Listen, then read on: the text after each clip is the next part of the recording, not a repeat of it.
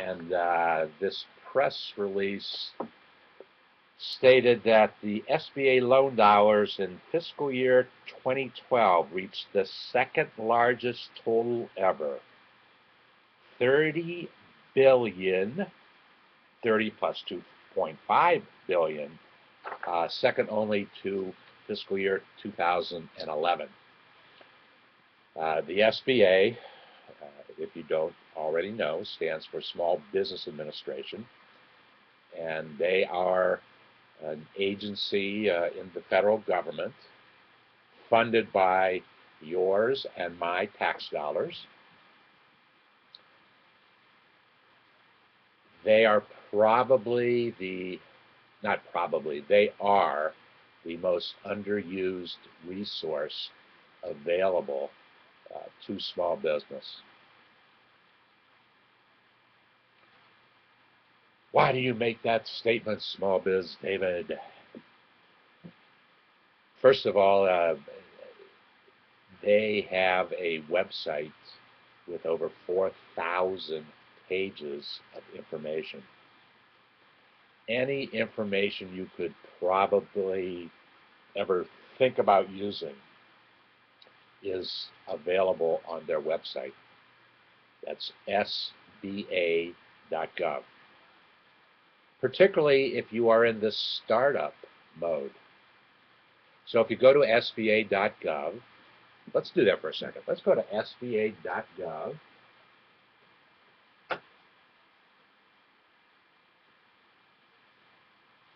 And see what we can find.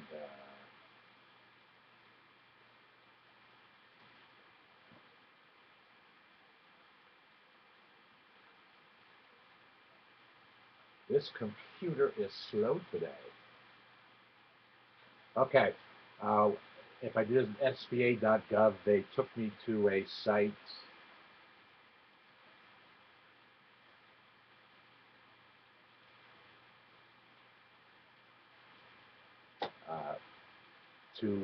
it's the newest website of the SBA. It's SBA Direct. Find what matters most to you. Find information on, and here's the topics that you can find information on: starting a business, getting a loan, government contracts, disaster assistance, online training, laws and regulations, marketing your business, exporting and importing. There's actually those are broad categories that they have developed. But interesting enough, and I don't know why this is, the box on starting a business was checked on my computer. Maybe I had checked that box on my computer, and let's see what happens when I get results for starting a business.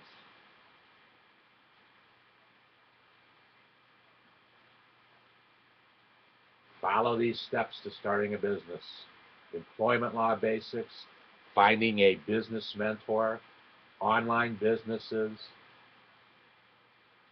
Sounds like our homepage at davidsbarter.com. Self-employed and independent contractors, green businesses, and they even have more pages and pages and pages. Here is a good place to start your efforts in starting a new small business. So, the information aspect, as much information as you could possibly need. The greatest library of small information in the entire universe and all of cyberspace can be found at sba.gov/SBA-direct. The other side, a second area where they can be of great assistance is in the area of guaranteeing a loan for your small business. Most people think that the SBA gives loans, and they do not give loans. They guarantee loans. They work with banks. And you still have to go to a bank and get a commitment from that bank for the amount of money that you want. Quite often in a new business startup, the bank will say, yeah, we think you've got a good idea, but we're not willing to lend you the money unless you get an SBA loan guarantee. Well, why will a bank tell you that? Very simple answer. The SBA will guarantee a new business startup loan up to 90% of that loan.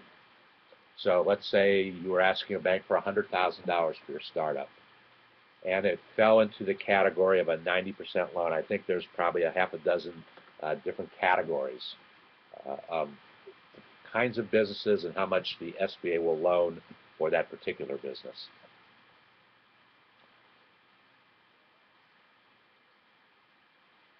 On a $100,000 loan, if the SBA would guarantee that loan, would say, yes, we will, bank, yes, we will, entrepreneur, they'll guarantee the loan for up to $90,000. So worst case scenario, your business doesn't work, your business model doesn't work. The bank who gave you the loan and had a 90% guarantee to that loan from the SBA will get $90,000 back, regardless of how much money you repaid toward your loan. That's the worst case scenario. So that's kind of what the SBA does. I have had very close ties with the SBA Columbus regional office located here in Cincinnati. As a matter of fact, the day that that website, the new website came out, the SBA Direct website came out, and it was about 2 years ago, I actually did a stick-cam broadcast from their offices. It was we were right there on the. As a matter of fact, I even told my friend Bonnie Deere, who was in that office.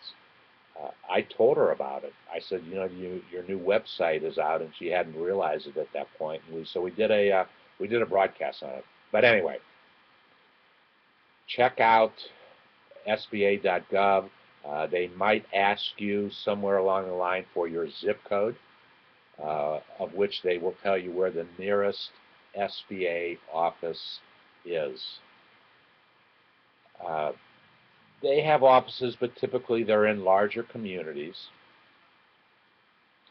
And if there's not an SBA office as such in that community, in the community where you live, it's very possible that they have a SCORE chapter there, S-C-O-R-E. You've heard me talk a lot about SCORE, and they are another resource for your new business startup. They are retired executives. That's what the RE stands for in SCORE. They have 20, 30, 40 years of experience in the business world. They volunteer their time to help you with your new business startup or your existing business challenges. Now, there's a likelihood that you could have a SCORE office in your community, but not an SBA office. Once again, I know for a fact that if you go to score.org, or it might be score.gov, one of the two, either score.org or score.gov, you will put in your zip code, and they will tell you where the closest office is to you. Okay,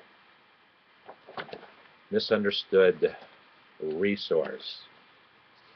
This morning, I started a new idea. I belong to a forum group called Quora, Q-U-O-R-A. It's a very fascinating group. It's a group where it's a higher level discussion group. And the thing that caught my attention today I got an email, and I don't know why I got this particular email. It was about, well, it was Sheryl Sandberg was doing a discussion, leading a discussion about women, and particularly younger women, and the potential future that they have in the technology world. And I was fascinated by the fact that Sheryl Sandberg, if you don't know who Sheryl is, and I've spoken about her many times, she is the chief operating officer of a company called Facebook. The job that she had before Facebook, I'm not exactly sure what her title was, but she worked at a company called Google. And before that, Sheryl did a lot of things at the World Bank. I mean, she has a very high-level profile, known all around the world. Definitely considered an expert with her knowledge and her understanding.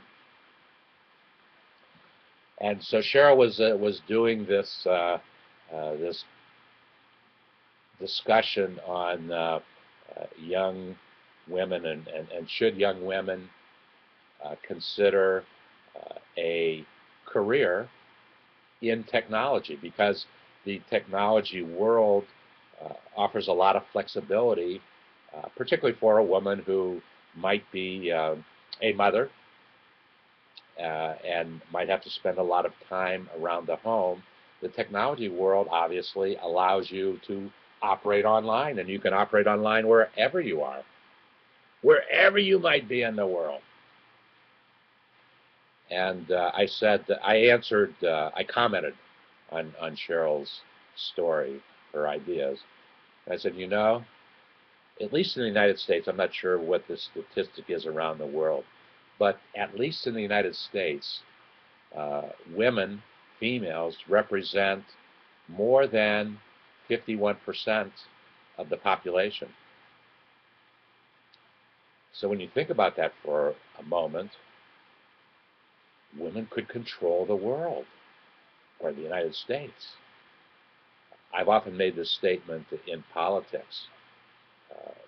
Women could really, if they were organized, could control politics, because A, there's more of them, and B, women have a tendency to vote more often than men do.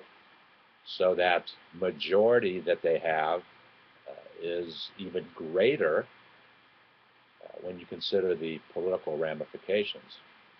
And we'll always see political candidates trying to cater to the women votes. I'm not sure exactly how that is working in the campaign that we have going on right now, when in less than 4 weeks there will be a new president of the United States elected. What I did see today was an interesting story about, well, Michelle Obama, the First Lady, was actually, I believe she was in Ohio, my home state, yesterday. I know her husband was. And she was making a comment about that controversy with Big Bird. I don't understand it.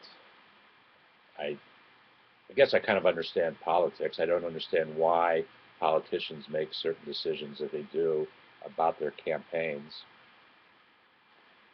But there was a Big Bird controversy when Mitt Romney in the debates last week said that he would do away with government funding to public television.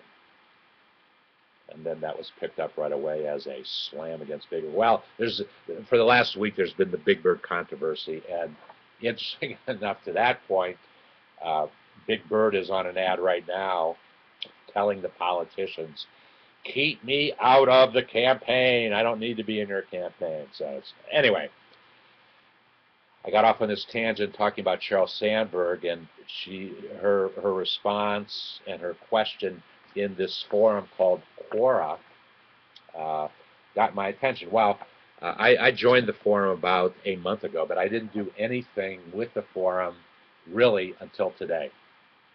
So I posed a question today as a member of Quora, as a cleared member of Quora with credentials.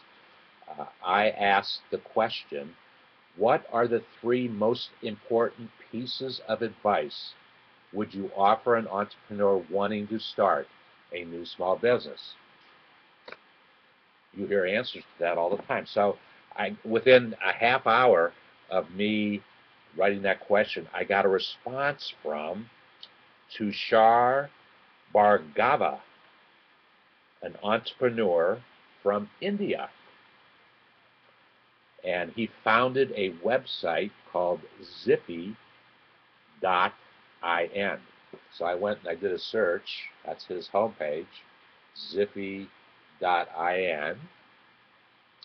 And it's a pretty interesting company. It's a company where I actually, I know what they do. I know why they do it. I was involved in what they do as an entrepreneur in the 90s. 5 reasons you need a toll-free phone number. Many of you really may not know much about toll-free phone numbers, but they can be an important tool for your business as you start it up. And whereas they used to cost a lot of money to have a toll-free number, I did it. In the 90s, I was dealing with many, many large companies who had toll-free numbers, and they needed a customer service group to answer phone calls on questions, or if they're trying to sell something, whatever it might be, for a phone bank of folks to answer those questions. And what I did for most of the 90s, for 9 years in the 90s, was I put together those customer service groups that would handle the phone call. If you made an 800 number is toll-free.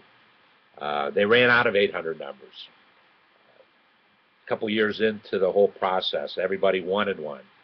So it went to 888 and 866 and 877. Well,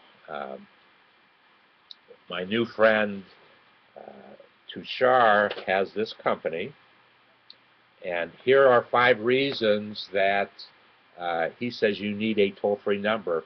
And think about this for your new business startup, if it warrants it.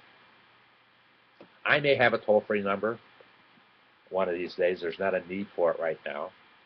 And if I do, I probably will give Tushar a call on his toll-free number, because he's in India. Anyway, 5 reasons. Improve customer satisfaction, no question about that. If someone is there to answer questions that a consumer has, your level of customer satisfaction will be greatly enhanced. Toll-free numbers can be easy to remember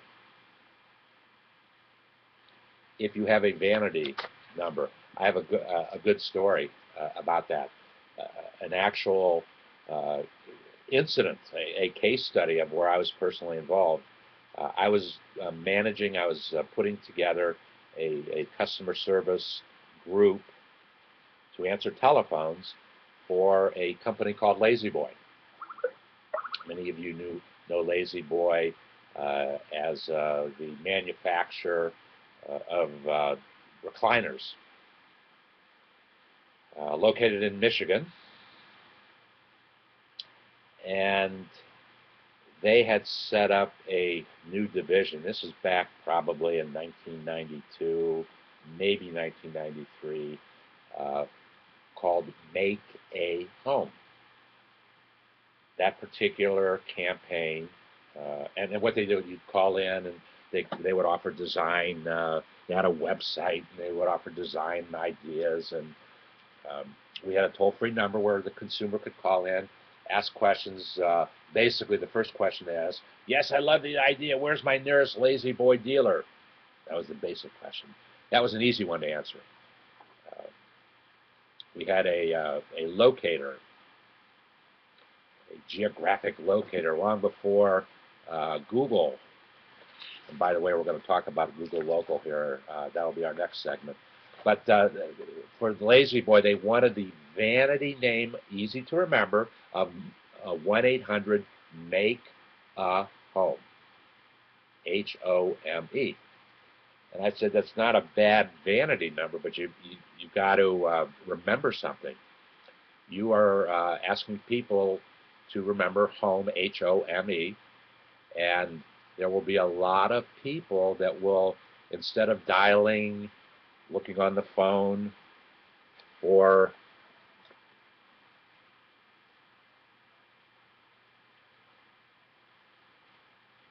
looking on the phone for where H-O-M-E is, it is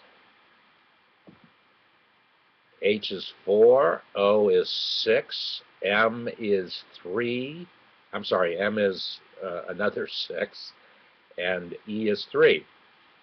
I said, you're going to also have to not only have that number, but you're going to have 1-800-MAKE-H, the number 0, M-E. Because there will be some folks that will not dial the letter O, they will go to the number 0. Well, they took my advice on that one. And in fact, we took a couple hundred phone calls, maybe as many as 500 phone calls for people who had misdialed, and we were able to capture them and not lose them because they dialed us. And oh, actually, as I remember correctly, we actually had to negotiate to buy that number from somebody else who already had it. And I had to do it very discreetly, because if I told them Lazy Boy was looking for that number, they said, oh yeah, we'll give it to Lazy Boy. It'll cost you $10,000 and 10,000 recliners.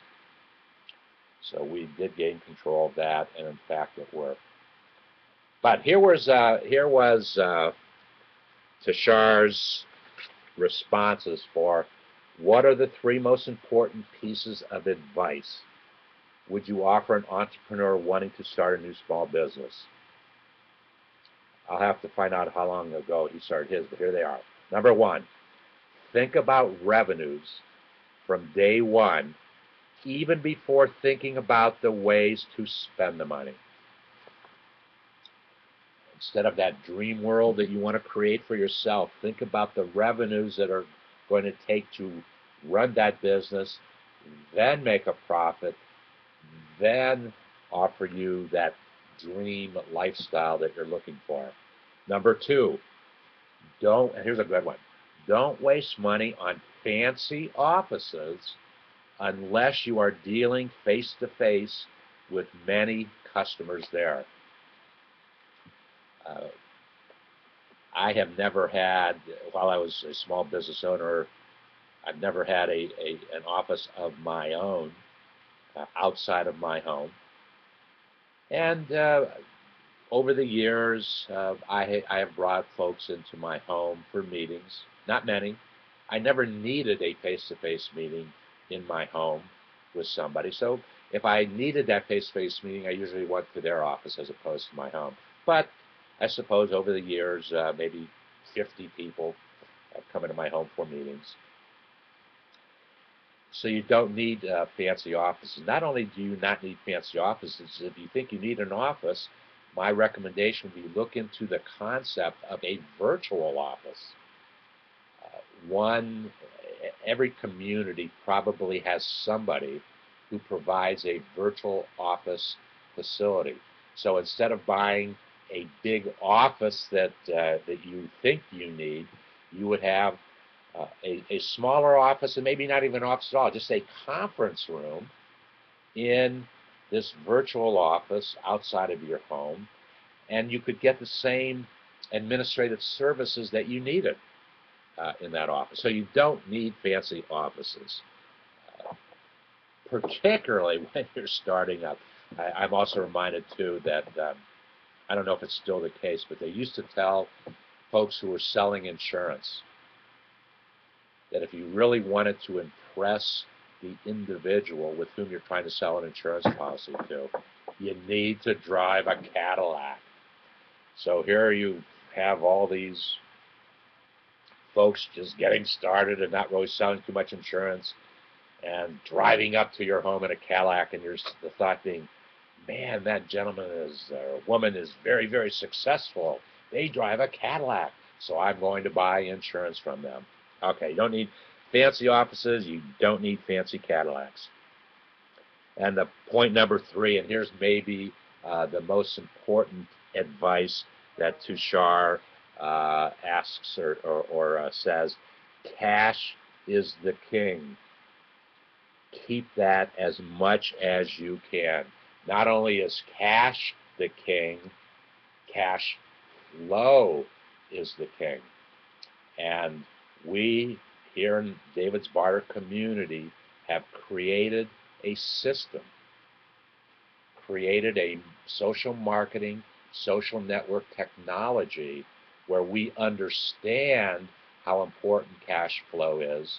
So we have created that system so you can not only create a lot of cash flow, but you create a high margin of profitability of that cash flow because you are not spending large amounts of money on social marketing. You're not spending large amounts of money on social network technology. We have spent that money already for the community, and we simply want to share with you what we have done and share in the successes of what we have done, and we'll show you what we have done that hasn't worked as well, so you don't make the same mistake that we necessarily have made. We're going to end this segment now, and when I start up again in a minute or two, we will ask and share with you why businesses should be using Google Plus Local. You know that we use Google Plus, and local is not that important to us. It might be very important to you and the new business you want to start.